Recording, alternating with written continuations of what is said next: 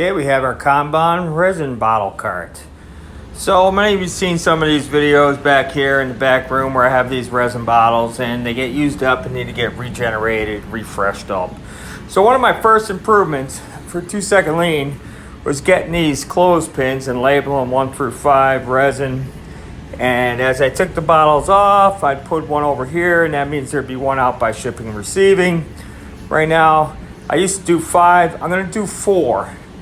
And you know, it's a pain in the ass going to get the hand cart, taking this out to shipping, so on and so forth. So I made this cart. Think this cart is like a shopping cart with an open front on it. Swivel wheels in the front, stationary wheels in the back, little handle here to grab a hold of it. Let's see here, we got the bottles on it. First thing I noticed, since the front was open, thought, hey, maybe one of these bottles could tip out and that'd be a pain in the butt. Get cracked and broken and crap. So made this little bar to slip in there. Boom. Not going anywhere now.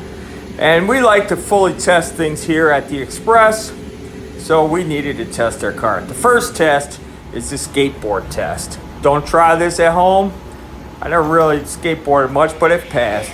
And then, of course, you got the old shopping cart test. I am very experienced with zipping around the store with a shopping cart. So no one better than me to test this guy out. Worried about being a little top heavy? It was fine, worked great. So through that testing, we noticed that there might have been one thing I should think about, and maybe I should put a bar down here, since you see this bottle started to maybe slip off, but put a bar down low to keep it there.